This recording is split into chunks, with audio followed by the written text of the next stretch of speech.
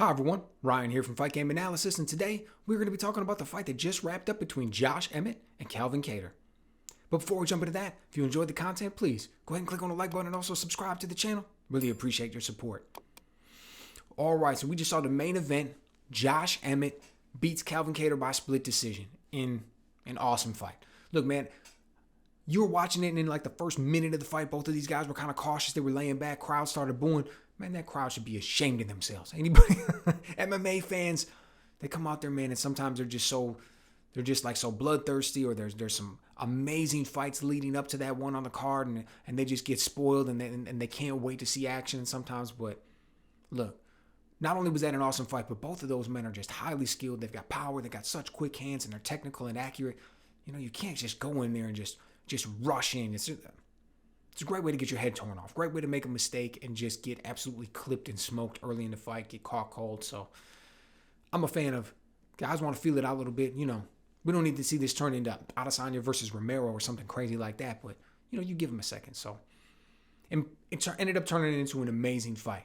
Right now, I'm a big Calvin Kattar fan. I love what he does with the boxing in there. I love what the distance he's able to keep.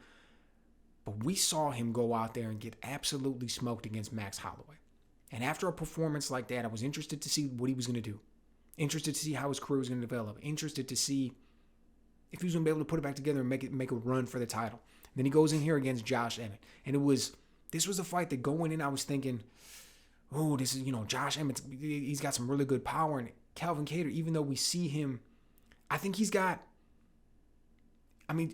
good power. He doesn't have, absolute crazy one-punch power or something like that. And there's times when I doubt his power a little bit because I see him land some combinations and some right hands particularly that are lightning quick, so smooth. You know that the opponent didn't even flinch when it was coming in, so you know that he didn't even see it, and these guys will take it. So it makes me wonder, you land a punch like that, and I've seen it over and over and over when you're watching the film. It makes me wonder about his power. But then other times, we see what he does. We see the stoppages he gets. We see the way guys react to the shots that he lands. So then I think the power is there. Is it an accumulation? It just has to be the right shot at the right time? He's just got above average power. Either way, definitely to be respected. The technique, so smooth, so crisp. Love what he brings. And it was great seeing it. It was great seeing him start to get developed early in this fight. Start to get things going in the first round and into the second. He's landed some really good things. But Emmett, he's got that right hand. He's going to the body. Really the difference, I would say, was the power. You saw Calvin Kattar keeping the distance with the jab. He was out there. He's landing it, flicking, pawing with it, trying to stay where he wants, following it up with right hands. But Emmett was just able to land those big shots. And that was really the difference that we saw. He's also, both of these guys, tough as nails. Calvin Kattar goes out there and lands that spinning elbow. The body shots and the hooks that Emmett was landing and Kattar was able to absorb those. My hat goes off to both of them. Now, in the post-fight, Josh Emmett calls for a title shot. He says, look, we're about to see Volkanovski versus Max Holloway get it up for the third time. Both of these men could arguably be considered amongst the greatest featherweights of all time. Let me in. New blood. Bring me up. Give me the winner of this fight. Give me my shot at the belt. I'm going to shake things up. I'll make it happen.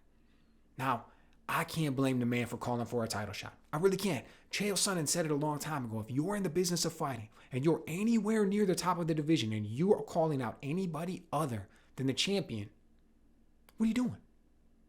What are you thinking about?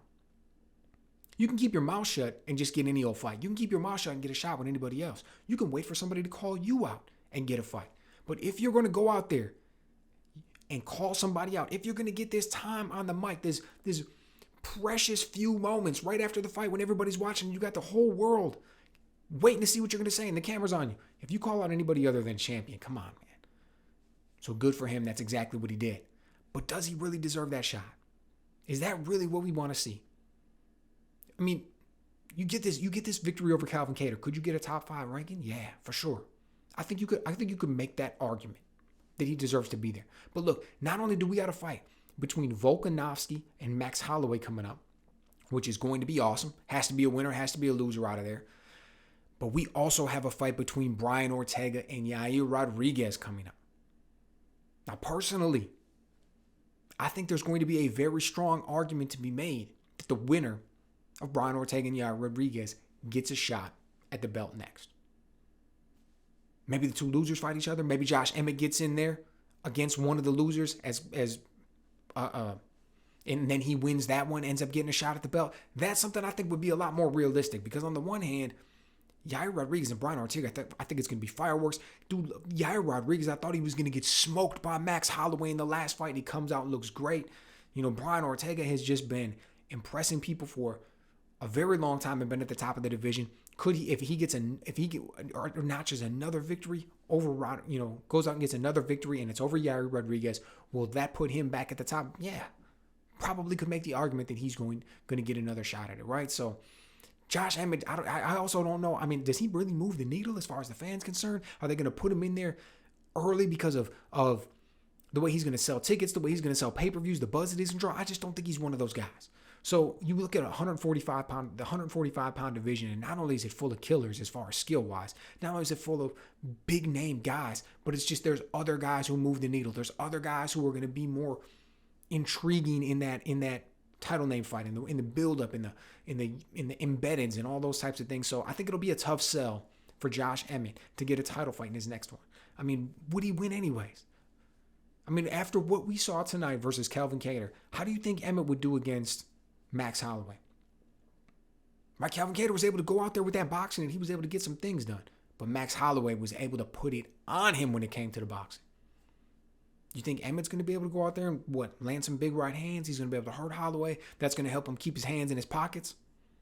Holloway isn't going to get him off. Ooh, that is a tall order, my friend. I don't know if I necessarily see it playing out that way. And what if Volkanovski gets the win? What's he going to do? What's Emmett going to do against him? This would be a man who turned around and put it on Max Holloway time and time again at this point. Well, I don't want to say put it on him, but at least got the wins, right? If he goes out there and gets a win in this third one. Think about the performances that we've seen him otherwise. I think Josh Emmett would probably be a significant underdog going into the fight. I'm not going to say plus 700, plus 800, something crazy like that. But I think he would be a significant underdog going in. I think it's much more realistic that we end up seeing the winner of Rodriguez and Ortega, and maybe Emmett gets the loser of that fight.